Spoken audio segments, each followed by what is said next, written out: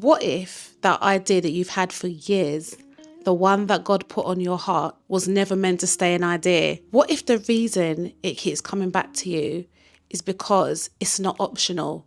It's an assignment. I know what it's like to sit on something, to overthink it, to go round and round in my head about it, question it, delay it. It's not because you're lazy, you're unsure if it's worth it, if people will care, if you put yourself out there.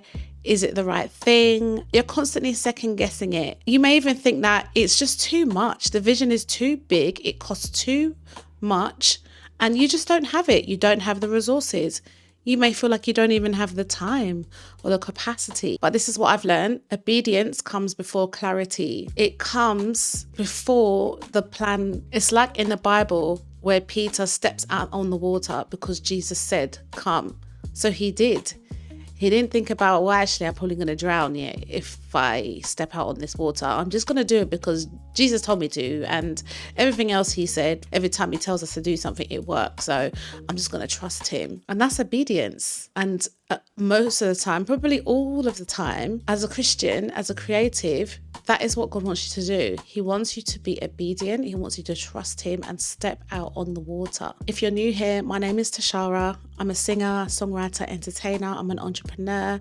I have several streams of income. I'm a multiple business owner and I'm an experienced, qualified Christian counselor and careers coach. But at the core of it, I'm a child of God and my purpose is connected to my relationship with God. So when God says move, I move. When God says wait, I wait. You get a picture? Now in this video, I'm going to share the exact 3-step framework that I use to take my God-given idea, pull it out from the spirit and give birth to it in the natural. I'm going to go back a little bit and let you know a little bit more about me and my background and my creativity. So for many years, I worked as a professional singer. I've created multiple shows and toured around the world, sang with many amazing people, been a part of awesome projects. And don't get me wrong, all of it has been amazing. It paid the bills, it's funded all of my ideas, it's built the studio that I'm sitting in now, and I'm not complaining about any of it. I got to a point where I realized I actually wasn't walking with God and began to feel dissatisfied with what I was doing. And I thought, is this it? You know, okay, I've got money. I can do whatever I want and buy whatever I want. But I had this feeling of there's something more inside of me. And I talk more about this journey in my book, The Fragrance of Faith. If you're interested in that, I'll put the link in the description below. But when I started to get closer to God, that's when I realized that God wanted to use my voice for him, for his glory, to be a light for his kingdom, to be a part of the Great Commission. And I surrendered it and I gave it to him. I didn't know what was going to happen. I had no idea about Bloom at the time or any of the songs that I've written or the live music experience that I'm currently producing for this summer. All I knew is that I just needed to be obedient and follow what he was telling me to do. So as I said, I'm going to give you the 3-step framework. Step 1 is your relationship with God. First and foremost, it's not about spending time with God to get a strategy.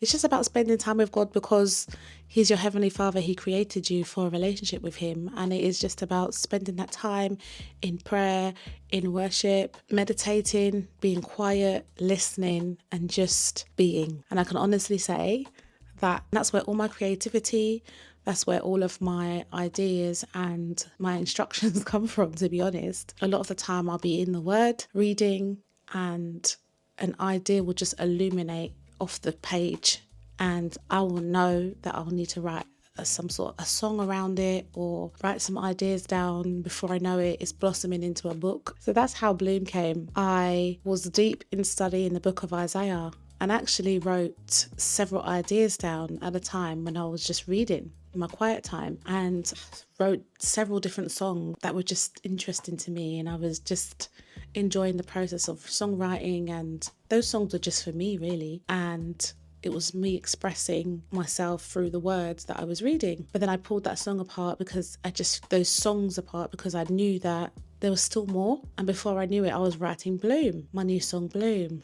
And as I was writing it, I knew it was special. It brought me to tears as I was singing it through the first time. And every time I would sing it, I would just get lost in worship. And I was standing, I took some time out away.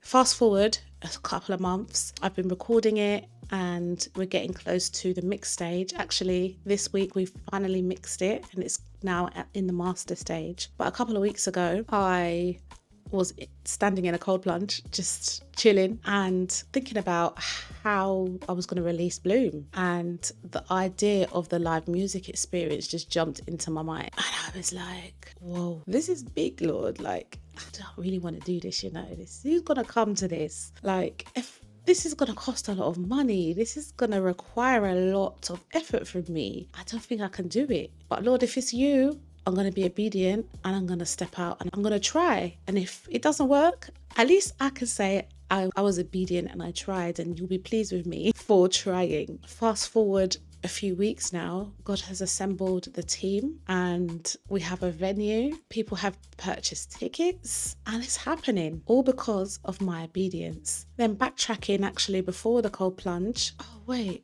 is that what happened? I can't remember which way it round was. Anyway, as I was getting ready to start talking about Bloom and send a newsletter out about what was going on, because I was writing what Bloom was about, how it came, and what it means to blossom and be connected to the vine and bloom as through your relationship with God. And I just didn't stop writing, and before I knew it, I'd written a 30-day devotional, and it has a journal, a guided journal that accompanies it. And now there is the journal, there is the 30-day devotional, there is the song and the live experience. Listen, none of those I didn't set out to do that. As I said, I didn't even set out to write Bloom. It just came from time with God. So that brings me to step 2. Hi guys, I hope you're enjoying this video so far.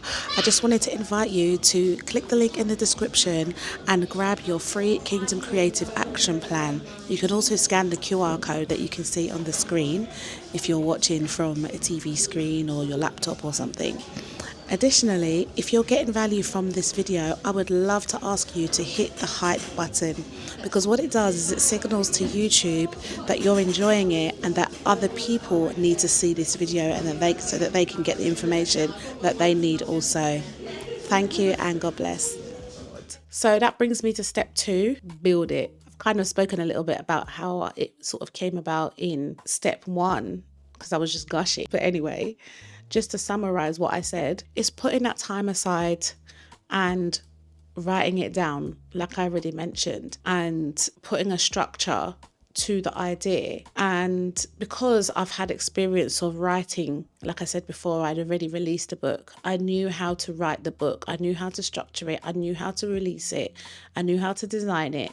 So I harnessed those skills that I'd already learned and put it into developing the books and the journal, and it's also going to be an audiobook as well. I've released and been a part of many songs, so I know how to go into the studio and record a song. So I'm putting dates in my diary, I'm liaising with my engineer and making it happen. I'm putting the steps, I'm putting the order, I'm putting the structure in place. And in terms of the live music experience, I have a team of singers that I work with, and I spoke to them about the vision and they have the option to say yes or no to it. They were really excited about it and really want to be a part of it, which is amazing because there was no convincing needed. It was just, they would, yes, it was a big yes, which is amazing. So I didn't have any musicians apart from my amazing pianist who I always ask to be a part of anything that I do. Shout out Bobby,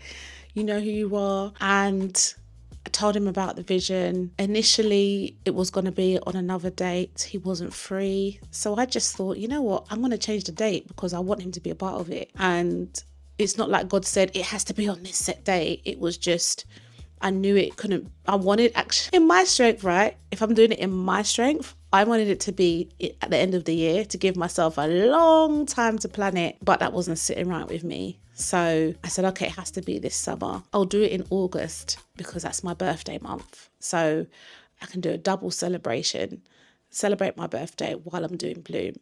So I asked him for the original date. He wasn't free then. Asking him another date. He's free. Cool. Put that in the diary. Asked him if he had any other musicians in mind. he didn't. That's cool. You know what? God will do it. God will bring the people. So the following week, I bring the Bloom idea to my prayer meeting. We pray over it. I tell them that I'm having problems getting a venue, and well, there's a venue I had in mind, but I've been struggling to get through to them, and also that I need musicians. So we pray about it, and literally with less than 5 minutes of me getting off the phone from that prayer call, I knew who the drummer was going to be. Well, the drummer just sort of like appeared to me. I'd worked with him before, but I'd completely forgotten about him. So I message him, he's free. I ask him if we can speak, and he was like, yeah, anytime. So I was like, how about now? It's like 9:30 in the morning. He's like, yeah, sure. So I call him and we have a chat, tell him the vision, he's up for it. He recommends a bassist. I have a chat with him the next day. He's up for it. And so I'm like, okay, I've got a keyboardist, I got a drummer, I got a bassist, and I got the singers. And we just need the venue, but I know God's got it. And then fast forward a week, like I said, I was struggling to get through to the venue, and I'd asked somebody if they would help me with that. And then they said they woke up one morning and God told them to go and search somewhere. And before we knew it, we had the phone number and the email address to get through to this venue, which was different to what I had. I phoned, got through to them. The date was available. They're excited about the event, and everything's in place now. The only thing that I still needed to sort out was a guitarist. And then when I went to church the next day, one of the guys that I sing with in the worship team, he's a guitarist and a singer. And I really felt like he needed to be part of it. Like, he is such an amazing worshiper and plays the guitar. So I asked him, I told him about it, and he's up for it. So we have a full house. So anyway, I've gone around the houses to explain that when God's ready to do something and you obediently step out, he's going to do it. He will do it. And I spent a whole year and a half of just literally letting go of and surrendering and letting God last year. And I wrote it all down, as I said in my book, The Fragrance of Faith. So I've got the evidence of God doing what he said he's going to do. So I know when God tells me to do something, he's going to come through. All I got to do is just step out in faith. So I mentioned earlier that I was worried about who was going to come and whether anyone would even want to be a part of it and if anyone would buy tickets to it. And today I'm sitting here letting you know that people have been buying tickets. Many people have reached out to me saying that it sounds amazing and they can't wait to buy their ticket and come and can't wait for the event. The only disappointment is that it's not happening sooner. So that's been really encouraging. So my point is, when God puts a vision on your heart, when you look in the natural and it just looks like it's not the right time, or you don't have the resources, or you don't have the team, or whatever it is that you're telling yourself that you don't have, and so you can't do it because of, don't worry about that. If God's told you to do it, he knows how he's going to do it. So he just requires you to step out. And honestly, it's really exciting to see God at work. I just finished editing the video and I was like, so where's step 3 then? I haven't got step 3. So I'm really sorry about that. I'm such a storyteller. I just get lost in my storytelling.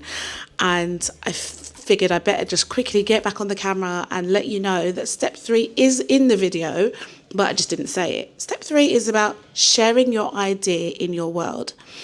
And I already talked about that in the video earlier. And my example of sharing it was inviting everybody in my phone book, across all my social media and my email list, about the live Bloom show that I've got coming up this summer, 2026. And you know what, to be honest, I know it can be scary to put yourself out there. I did find it a bit nerve-wracking. It took me a few days to press send, but I did it. And I thought, well, if no one replies, I just won't do it. But people did reply, and they've bought tickets and they're coming. Ask them if they may like what you have to offer, or ask them if they know somebody that they think would benefit from what you have to offer. If you don't ask, you don't get. Okay, so that's step 3. When God's in it, listen, I wouldn't have dared to put on a live music event a year and a half ago. No way. God just gives you like the confidence and the boldness and puts the people in place. When he's in it, like, he just does it. I've got so many stories that I can tell you of where I've just let go and let God. So out of all of the steps that I've said, I would just say that is your number one. That is the key. God first. So that's the key. Receive the vision, build it, and then invite. So it's happening. Now, if any of this video resonated with you or helped you in any way, I would love you to put something in the comments and let me know. If you're interested in Bloom and finding more out about that, or the Fragrance of Faith, there is a link in my description where you can find out everything there. Stepping out in obedience is really hard to do, but you can do it. And the great news is you don't have to do it alone. If you feel like there's something stirring inside of you, but you're not quite sure what the next step is, I want to help you. I opened up a few complimentary 15-minute Kingdom Clarity calls. I will listen to your vision, and my goal on this call is to work out a specific actionable next step that you can take. And I'll discuss a variety of options that might be helpful to you.